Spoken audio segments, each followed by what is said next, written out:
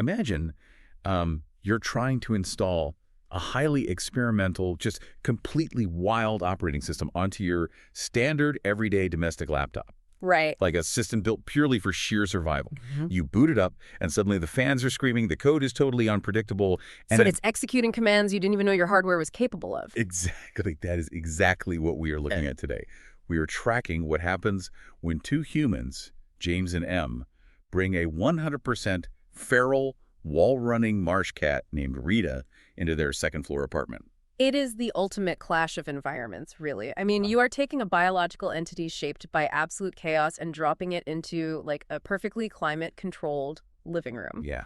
And the most fascinating part of the sources we've been handed today, this massive stack of personal logs, system audits, and text messages, is how James and M navigate this, because they don't force the wild operating system to act like standard software. No, they don't. They completely rebuild the laptop to accommodate the wild code. Welcome, everyone, to another custom-tailored deep dive. Yeah. Today, you, our listener, have given us just an incredible mission. We're unpacking a highly unique cross-species relationship. We're exploring this phenomenon the source documents refer to as braided cognition. And right off the bat, I want to make something very clear to you. If you were tuning in expecting like a heartwarming standard pet rescue story about a fluffy kitty learning to love, you need to throw that expectation out the window immediately. Completely out the window. Because, well, James and Em are the first to admit they really don't know much about cats. Right. And they certainly don't know the full extent of Rita's history. They are essentially flying blind here. So instead of relying on standard pet care advice, they treat Rita like what James calls a Kinetic Security Sentinel. Which is such a crazy term. It is, but because they lack that traditional foundation, they essentially build a completely original, logic-based framework to decode her behavior. But wait, hold on. Before we get into all this terminology, braided cognition, Kinetic Security Sentinel, I have to play devil's advocate for a second. Sure. Aren't they overcomplicating this? I mean, it's a cat. People adopt stray cats literally every single day. Isn't this just a couple projecting a bunch of tech jargon and system admin metaphors onto a totally normal rescue animal? Convince me this isn't just standard pet ownership dressed up in nerd speak. Okay, it's a completely fair question. And if Rita were just a standard stray, I would probably agree with you. Right. But to understand why the terminology is actually necessary, we have to look at the exact biology and the exact environment that forged her. Rita spent the first year of her life surviving in the protected wetland marsh of Carillon Park. Okay. This is a very specific, highly active ecosystem surrounding the promenade at Carillon apartment complex in St. Petersburg, Florida. She essentially lived in the wild perimeter around Building 8. Okay, so she's a Florida swamp cat. Exactly. And that distinction matters immensely. I mean, think about a domestic stray cat living in a regular suburb. It might scavenge from garbage cans, maybe dodge an occasional car, right? Yeah, pretty standard stray stuff. But the Carillon Park marsh is a dynamic, volatile wetland. It floods randomly. So think about the environmental pressure that places on a small one-year-old predator. To survive, Rita couldn't just be fast. She had to develop incredible, instantaneous verticality. Oh, meaning she had to be able to jump into trees the second the water started rising. Precisely. And biologically, that requires an extreme adaptation of fast-twitch muscle fibers and, well, a highly reactive sympathetic nervous system. Wow. Her brain is hardwired for constant environmental scanning. She isn't just a cat. She is a product of an environment that demands hypervigilance just to see tomorrow. Which makes how she actually intersected with James and M so ironic, honestly. Yeah. Because they didn't go out looking for a hypervigilant swamp predator. The environment essentially just threw her at them. It really did. According to the logs, on November 30th, 2025, there's this event.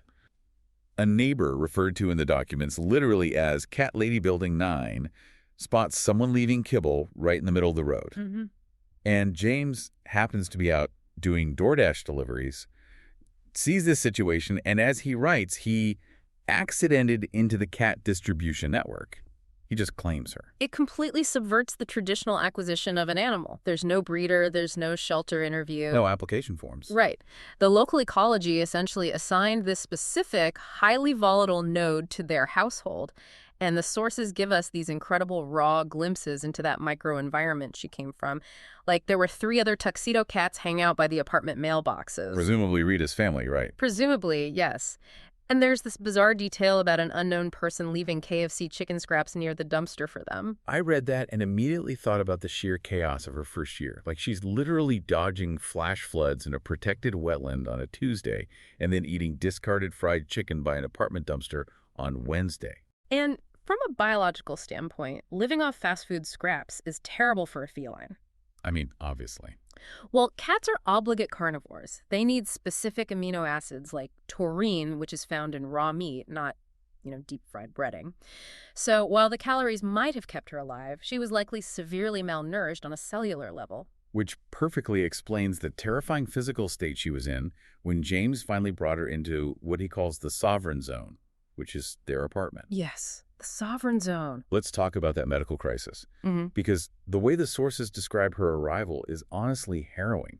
James is essentially observing her the way an IT guy looks at a failing server rack. That's a great way to put it. He notes she is just skin and bones. He can feel every single delicate rib, though he's relieved there's no skeletal damage. But then he notices two massive things.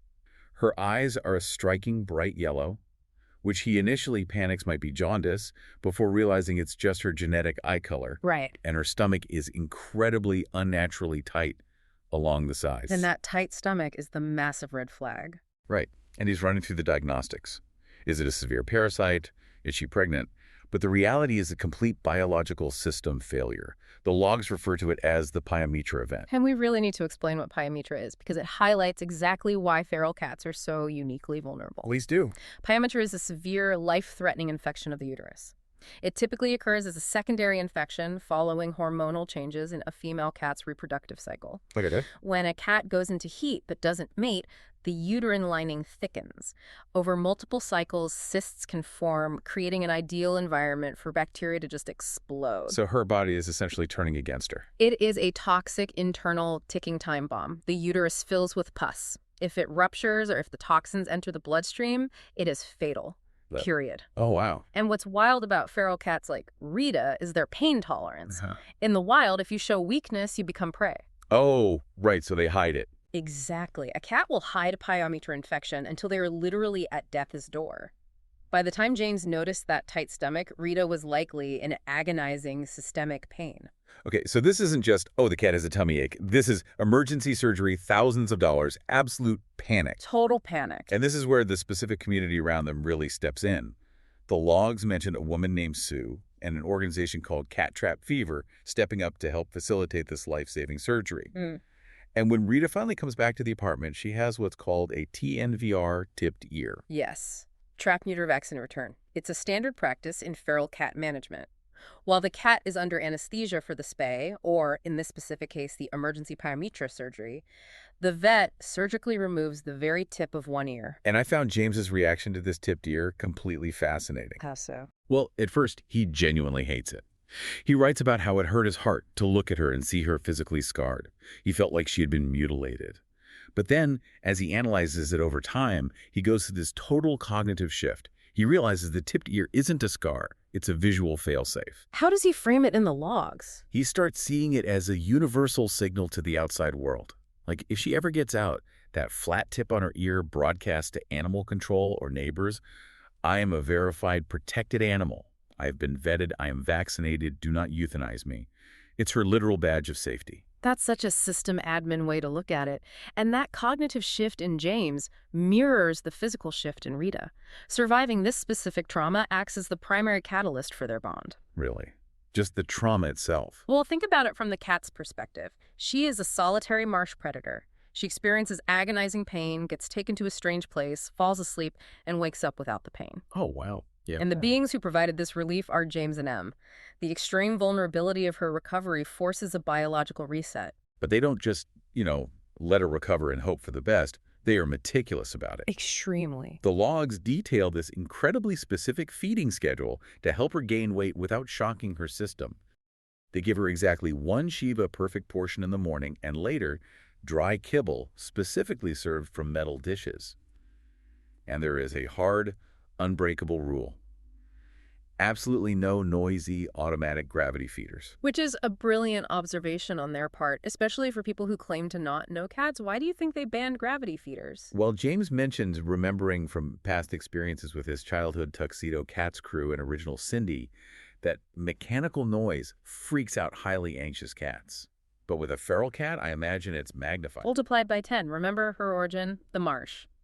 In a wetland, an unexpected mechanical clatter sounds like a snapping branch, which means a larger predator is approaching. Oh, that makes so much sense. Right. An automatic feeder suddenly dropping hard kibble into a plastic bowl mimics the exact acoustic signature of an ambush. By using silent, heavy metal bowls that don't rattle, James and Em are actively reducing environmental friction. They are removing triggers that would spike her cortisol. Okay, so they patch her biological hardware, they fuel her up safely, the infection is gone. But here is where the story pivots from a medical rescue into sheer, unpredictable chaos. Yes, it does. Because once Rita is healthy, her true, unbridled kinetic energy is fully unleashed inside this second-floor apartment. And it challenges absolutely everything they thought they knew. This is the contrast between domestic code and wild code. Exactly. There's a period in the logs where James and Em were actually pet-sitting a friend's standard house cat. And James, lovingly, but very bluntly, refers to this house cat as a loudmouth whiner and a prey animal. Contrast is important here. Right, because when they bring out a laser pointer, the house cat has a very standard reaction. It's vaguely aware of the red dot. It might lazily swat at it. It's play. It's simulated hunting for an animal that has never actually had to hunt to survive. But Rita treats the laser pointer like a high-stakes combat mission. She really does. The logs describe her executing an actual low crawl across the carpet. She performs what James calls a tactical ankle ambush. And the most insane part, she literally runs horizontally up the side of the walls, doing parkour to catch the dot. Wow. James marvels that she operates like a former Delta Force operator or a mountain goat. And, you asked earlier if they were just projecting nerd jargon onto a cat. This is where we really have to validate James's terminology. Oh, okay, that's validated. He calls her a Kinetic Security Sentinel because her biomechanics are fundamentally different from the house cats. A feral feline's clavicle is free-floating, and their spine is incredibly flexible.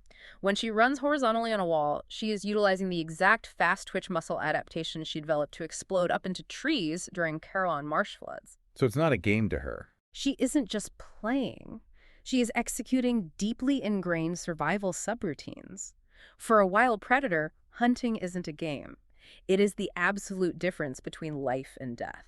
Man, that's intense. It is.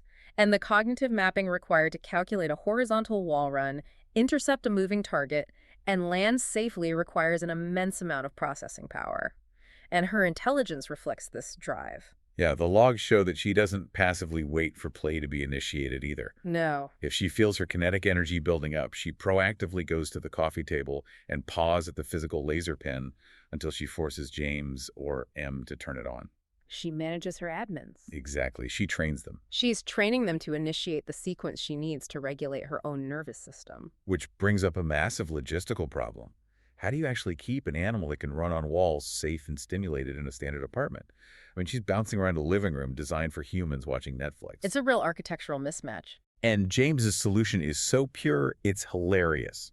He promises in the logs that if they ever manage to buy a house, Rita is getting a literal floor-to-ceiling indoor rock climbing wall. It makes perfect sense, honestly. He recognizes that you cannot patch out her wild hardware, so you have to build architecture that supports her software. But until they get that rock wall, they have to manage her in a confined space.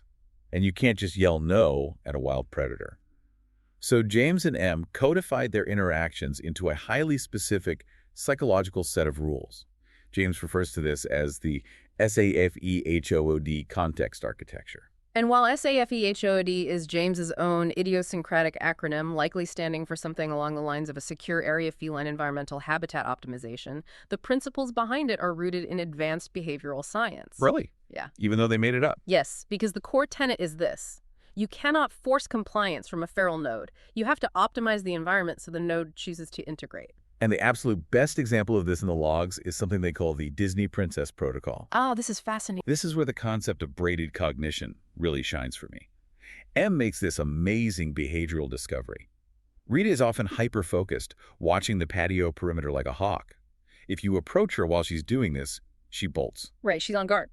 But M figures out that if she just sits perfectly still and starts singing out loud, Rita will break her concentration, pop her head through the blinds, and come directly to M to listen.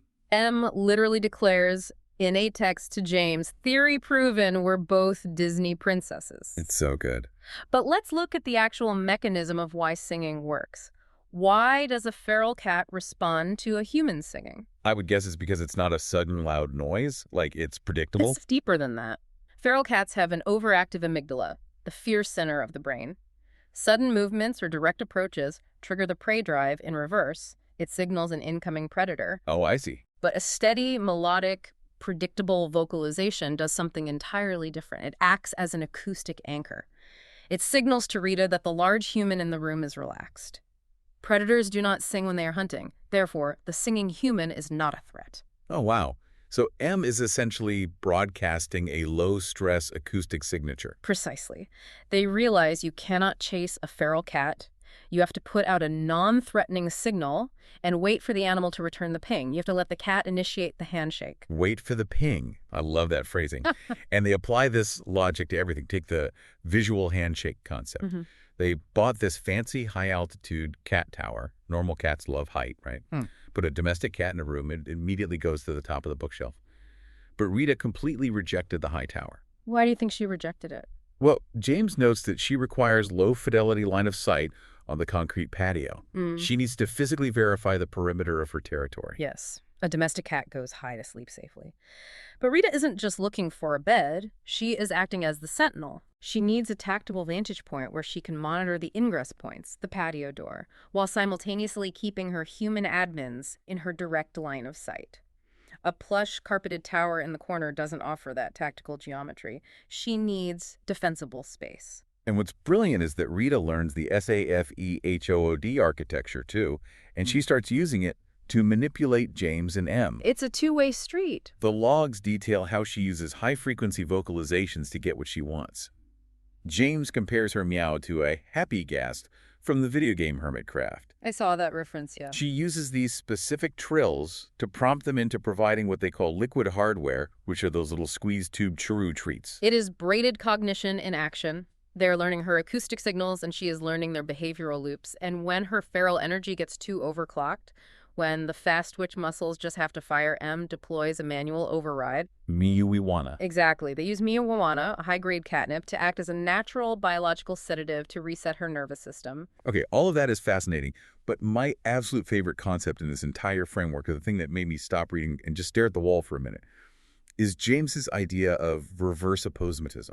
This is where James's self-awareness elevates the entire experiment. Let's break down the biology first. What is aposematism? It's the poison dart frog thing, right? Exactly. In evolutionary biology, aposematism is when an animal uses bright, highly visible, jarring colors to signal danger. Coral snakes, poison dart frogs, wasps. The bright yellow, red, or blue means I am highly toxic, I am venomous, do not eat me. It is a visual threat display. But James flips this entirely on its head. Because James is described in the logs as a large 5'11", 290-pound, bald Southern guy. Right. He naturally projects a massive, somewhat intimidating physical presence. He jokes that he registers as a mid-boss threat level to a small animal. Right. So to counteract his own silhouette and prevent a system crash in vulnerable animals like Rita, he actively hacks his own visual optics. How does he do it? He paints his fingernails bright pink. He wears these flowy Nightmare Before Christmas shirts and bright Jack Skellington beanies. It is brilliant social engineering. But wait, explain the actual mechanism. If bright colors usually mean danger in nature, why does James wearing bright pink nails calm a feral cat down? Because he is purposefully breaking the visual expectation of a predator. Think about how a predator looks to a small cat. Predators are camouflaged, they are earth-toned, stealthy, and their movements are calculated. Okay. By introducing jarring, unnatural colors like bright pink nails on large hands, he disrupts the predatory silhouette. He is broadcasting as a visual IFF transponder. Identify friend or foe. Yes. He is using high visibility colors, not to say I am toxic, but to clearly broadcast I am not hiding, I am not hunting you, I am highly visible, and therefore I am safe.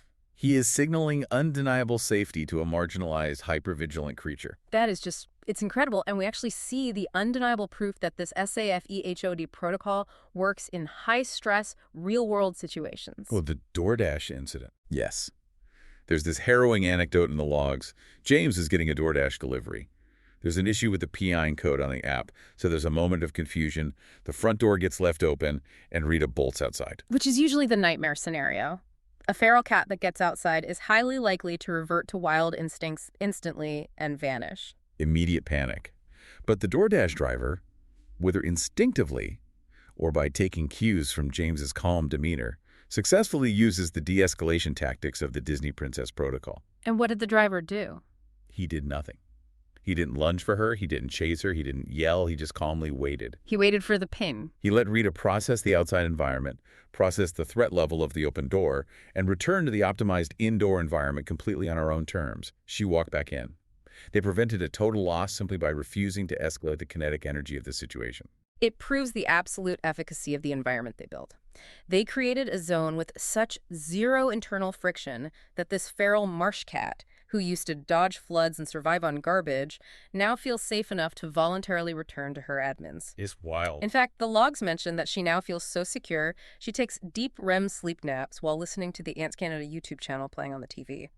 They achieved absolute environmental verification. Having protocols to keep things calm when it's just James, M, and Rita is one thing. That's a closed system. True. The true ultimate stress test of this braided cognition occurred when an unpredictable, highly distressed external element entered their perfectly curated SAFEHOD zone. And this is where the story shifts from behavioral science to something genuinely profound. You're referring to the interaction with Christy. Yes. In some of the diagnostic logs, she's referred to as Cassie. Cassie is a friend designated in James's system notes as a new node. And Cassie is experiencing a massive structural collapse in her personal life. She comes over to James and M's apartment, and she is a wreck. She is crying heavily. She is radiating emotional distress. James describes the air in the room as feeling thick, overclocked, and jagged. It is a high-stress, unpredictable atmosphere. Now, I want you to think about what a feral prey animal is biologically programmed to do when a large, unpredictable, crying, hyperventilating predator enters its enclosed territory. It should run. It should hide under the bed, flatten its ears, and not come out until the stranger is long gone. Basic survival instinct dictates immediate retreat. The amygdala screams danger, erratic behavior, flee. But Rita does the exact opposite. Which makes no sense initially. Right. And the analysis of this moment requires us to look at two specific biological markers documented in the logs: the Fleeman handshake and the shared substrate. Let's start with the Fleeman handshake, because the mechanics of this are wild. So instead of retreating, Rita makes an active, conscious choice to approach the chaotic element. She jumps up onto the love seat, right next to the crying Cassie, and then she performs a Fleeman response. Okay, break this down for me. What exactly is she doing physically? Have you ever seen a cat slightly open its mouth, pull back its lips, and look like it's grimacing or panting while staring off into space? Yeah, they look like they smell something weird, right? They aren't just smelling, they are actively tasting the air. Cats possess a specialized sensory organ called the vomeronasal organ, or Jacobson's organ, located on the roof of their mouth, just behind their front teeth. Okay.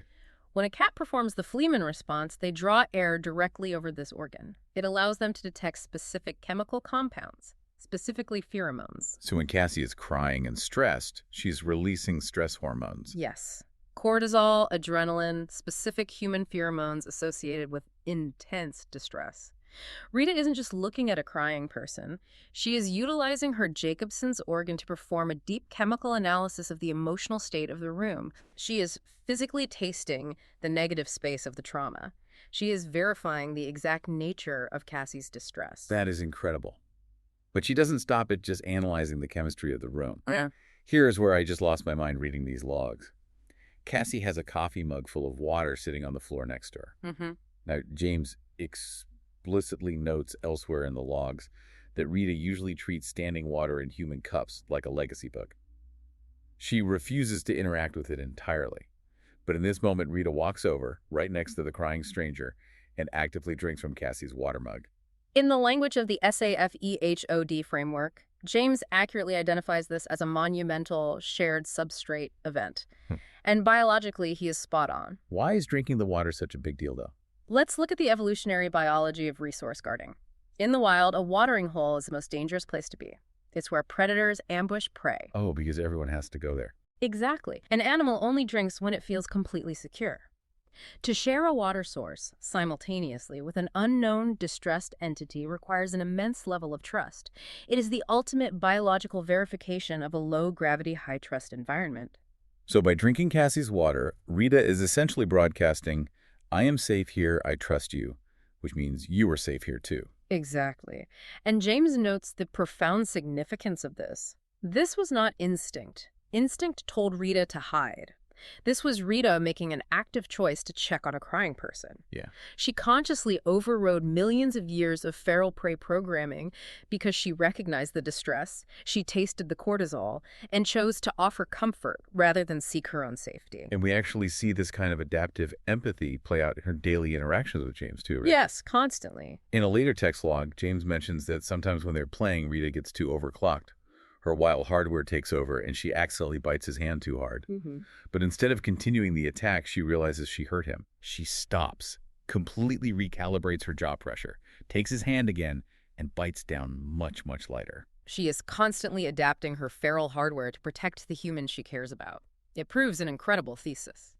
When you build a true safe harbor, an environment optimized for security rather than a cage optimized for control, the biological results defy basic behavioral science. Okay, we need to take a massive breath here because that is just so much to process. It's a lot. We've gone from the volatile floodplains of a Florida wetland marsh through emergency surgeries and tipped ears into a masterclass in behavioral psychology and vomeronasal chemistry. Let's distill the core takeaways from this incredible stack of sources. The primary takeaway, the absolute golden thread running through all these logs, is that James and M did not tame Rita. Right. Taming implies breaking an animal's spirit to force compliance with human rules. Instead, they optimized an environment with zero internal friction. They allowed a feral marsh sentinel to seamlessly integrate her wild logic with domestic safety. They embraced what the logs brilliantly call her dual-state vulnerability. They let her be a delta-forced parkour predator when her fast-twitch muscles need to burn kinetic energy. And they let her be a vulnerable Disney princess when her nervous system needs comfort. Exactly. They didn't force her to choose one state over the other. And the relevance of this approach extends far beyond adopting feral cats. Think about you, the listener, applying this framework to your own life. Whether you are managing a complex team of developers with different working styles, navigating a highly sensitive personal relationship, or trying to understand a chaotic family dynamic. Yeah, the principles are the same. Success almost never comes from forcing compliance. It never comes from dragging the wild code kicking and screaming into the standard operating system. Exactly. It comes from respecting the other parties by trait. It comes from optimizing the shared environment, reducing the mechanical noise, painting your metaphorical nails pink to broadcast safety so they feel secure enough to initiate the handshake themselves. You have to let them come to you. You build the SAFEHOOD and you wait for the ping. So we're going to leave you with a final provocative thought to mull over. We started this deep dive talking about the friction between wild code and domestic hardware. We naturally like our boundaries rigid. We think wild means wild and domestic means domestic. We do. But think about Rita's interaction with Cassie. If a hypervigilant 100% feral swamp cat can learn to actively taste the emotional distress in a room and consciously override her deepest, most hard-coded survival instincts just to offer comfort to a crying stranger, what boundaries in our own human operating systems are we falsely assuming are permanently hard-coded?